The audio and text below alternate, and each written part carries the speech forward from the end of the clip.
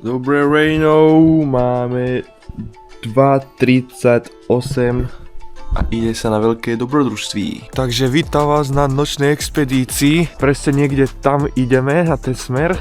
Ideme na veľký choď na východ slnka. Vyzerá, že malo byť úplne počasie bez obláčika. Takže som veľmi zvedavý, či sa oplatilo takto skoro ráno vstávať. Ja verím, že áno, čelovka je pripravená, všetko je ready. Uvidíme, čo to bude zač.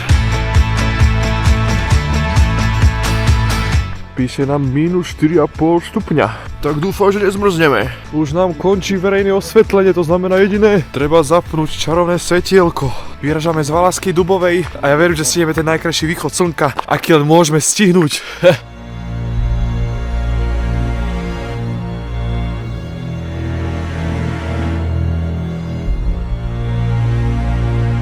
Ešte aby Slenderman vyšiel odniekadeľ. Ďalšia cedula, ktorá nás informuje o tom, koľko sa čo rozkladá. Hlavne ten telefón vyzerá to zaujímavo.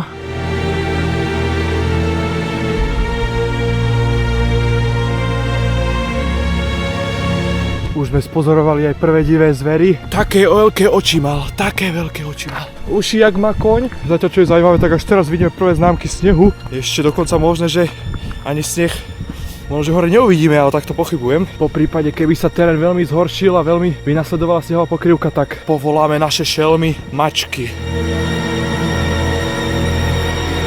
Po pátraní za najkrajším východom slnka na Slovensku sme našli tento unikát, ktorý sa nazýva tzv. Janošikov stôl. Tu že vraj brinzové pyrohy jedol. Tu možno, že aj zabíjačku robil. Išiel si do lesa, po jelenca a tu ho pokrájal. Všetko, čo som teraz povedal, je fikcia, ale zoberte si toľko pravdy, koľko vnesete.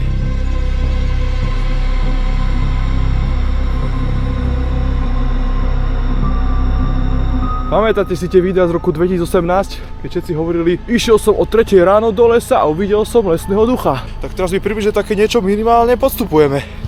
Uvidíme, či to bude pravda. A ešte by sme mali zavolať na nejaké prekliaté číslo, keď budeme hore na choči. Táto prekliatá chodská atmosféra nám začala o 3 ráno tlačiť do hlavy blúdy.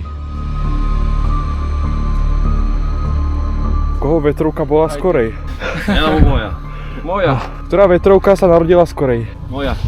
Tu sme nastúpali okolo 530 metrov, ešte 400 hore. O chvíľku pojeme na Rastcesník zimnej a letnej trasy. Približný príchod na kopec máme okolo 5:40, 5:45 približne. Pred nami už je Rastcesník, stále ešte krásny mesiac na strome. No, veľký choď ešte hodinu a my máme na výber buď z letnej alebo zo zimnej trasy.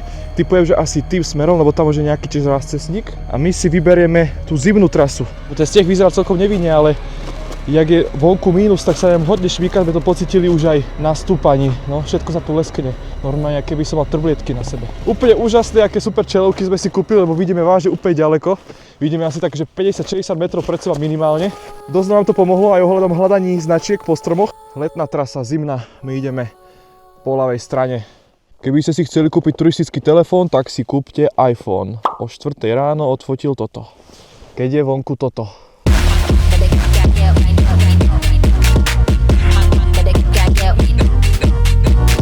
Ten sneh je tak zľadovateľný, že smerom dole určite dáme mačky na 1000%. Chceme dávať pozor trošku pod nohy a budeme asi hore. A zistíme, či tento les je naozaj tak prekliatý, alebo či je to len fáma. Práve sme zistili, že pod nami je asi vrstva oblakov, bo som si to odfotil s telefónom a vyzeralo to vážne, že ako keby pod nami bol biely koberec, tak už sa neviem dočkať, už sme asi 40 minút toho, aby sme boli na veľkom choči. Keby ste sa pýtali, ako dopadla mandarinka Darinka z tej pesničky, tak bohužiaľ vám poviem smutnú správu. Ona to na choč nezvládla. Máme tu normálne, že reťazku. Celko sa to hodí po tomto zľadovateľom teréne. Dámy a páni, už sme skoro hore. Či vole. Tak toto akože na kamere asi nevidno, ale toto si určite odfotím na telefón. A toto vyzerá famózne. Ty vole.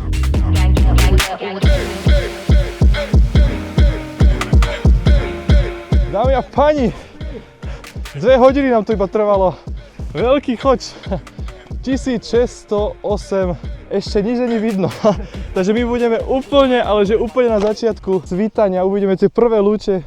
Kokos, tak toto vyzerá brutálne, to si musím otvoriť na telefón, vy asi nič nevidíte. Tak počkáme na nejaké zaujímavé výhľady alebo niečo, máme ešte asi minimálne hodinu čas. Takže taký chillik na choči a tu je rovno aj teplomer, 0,5 stupňa je tu. Čože paradox, lebo dole bolo minus 4,5. Pred nami už vidno pomaly, ako sa mesto zobúdza, aj keď sa nezobúdza, ale je to vidno aspoň pred nami trošku. Pri stolčeku si tu pekne odložíme nejakú svačinku a o chvíľku nás budú čakať 360 stupňové výhľady zo vším všudy. Normálne sa na to neviem dočkať. Takže krátky update, trošku sa nám tu rozfúkalo, nemám mikrofóny, takže snáď ma dobre počujete. Pred nami už vychádza slnko, normálne, že máme východ slnka. Ešte počkáme asi nejakých 10-15 minút a bude to oveľa lepšie vidno, ale už to je, už sa to deje. Je ráno 6:06 a ty hore bez.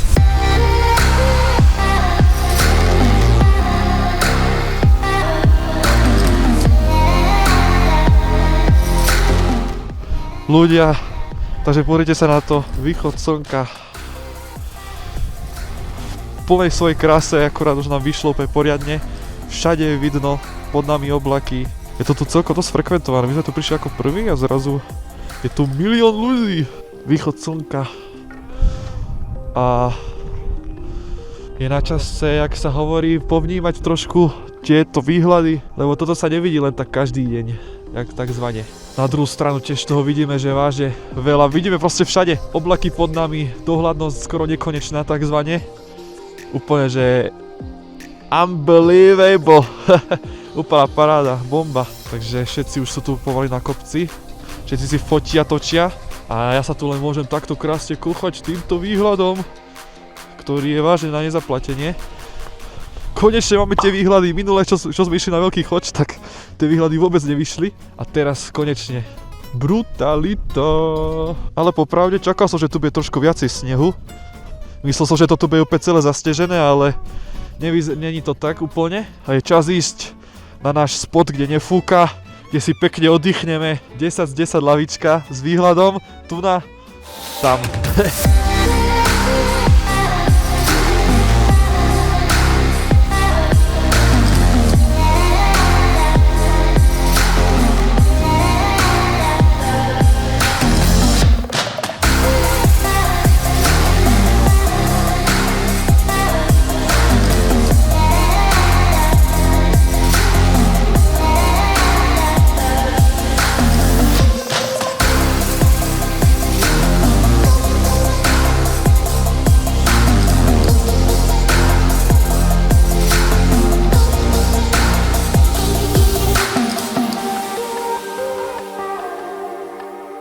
Lepšie raňajky s výhľadom si ani nemôžem želať.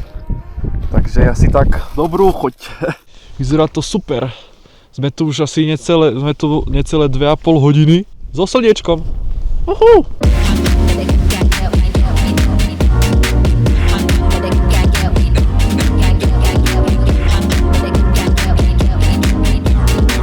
Takže ešte posledný krát, veľký choč, sme tu skoro 3 hodiny. Mačky už sú na sebe, lebo ten zostup bude akože celkom to šviklavý, dobre ma osvetľuje a je na čase ísť naspäť dole. Takže môžeme povedať, že sme prišli prví, aj medzi poslednými odchádzame, takže my sme tu skalní.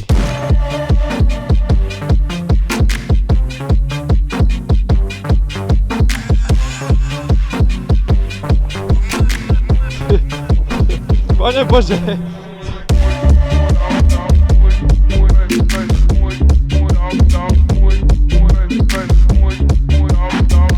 No a sme tu, došli sme z túry naspäť. Čože veľký paradox je, že tu je oveľa chladnejšie, jak na veľkom choči. Tu sú skoro minus 3 stupne, hore na choči neviem koľko mohlo byť, váže, že 1-2 stupne. A je čas asi si dať zaslúžený obedík, aj keď je iba ani nie, že 10 hodín. Zašli sme ešte do Čutkovskej doliny a pozrite sa, taká tu je normálne, že hmla okolo, všade. A dneska tu sú asi nejaké slávnosti, alebo niečo tam v pozadí, počujem. Niečo tam vyhráva si, tak sa tam možno, že pôjdeme aj pozrieť. Zistili sme, že tu pred nami je súťaž vo varení kapustnice. Sú nejakí kapustníci pravdepodobne. Najlepší z najlepších. Top 10 in the world of kapustnica.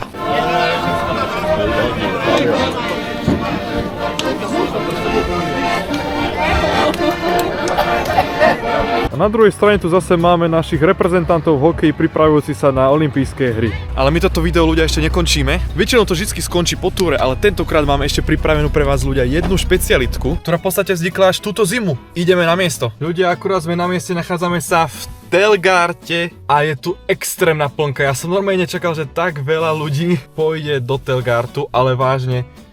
Tu na riadi premávku desiatky ľudí, aby proste naviedli všetkých, ktorí idú na autách na správne svoje parkovacie miesto. Tak tu na to je poriadny prepal. Veľa ľudí tu je hlavne kvôli tomu, lebo prvýkrát v histórii Telgartský viadukt je osvetlený A ešte plus zároveň sú tu aj vianočné trhy. a svieti iba piatky a soboty. Takže ako prvú vec si ideme pozrieť vysvietený viadukt. Vidíš, že na kamere to asi moc vidno není, ale on svieti. Sme jedni z prvých v histórii, ktorí vidia osvetlený viadukt. Už možno, že takýto viadukt osvetlený nemusí byť nikdy. Vidím, že sa inšpirovali gamingom, lebo to je také RGB toto.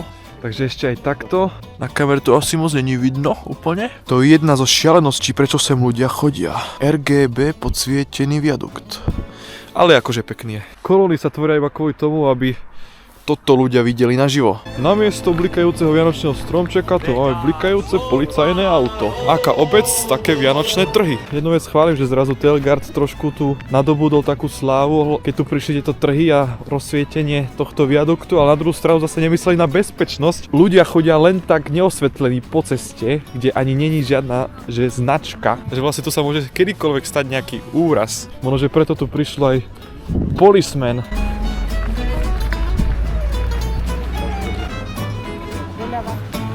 Čo si už? Depo Café už samozrejme všetci poznáme, to je klasika. Harry Potter. Že máme tu ešte starú Fiatku so vianočným stromčekom rozsvieteným na streche a vzadu kufer. To aby Harry Potter vedel, že aj tu sú Vianoce, tu sa oslavujú Vianoce. Ale všade sú tu extrémne šóry, ale že na všetko. Že úplne na všetko. Pane Bože, to je také dobré, alebo čo? Na druhej strane zase tu máme expozíciu.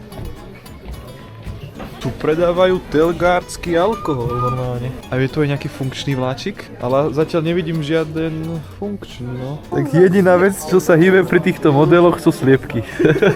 To som nečakal. Povedal som si, že je čas opustiť tieto trhy, alebo túto oblasť. No ľudia, mňa čaká už cesta domov, ale tu samozrejme nenatočím. A my sa vidíme pri nejakom ďalšom turistickom videjku, alebo pri nejakom inom videjku. Ahojte, čaute.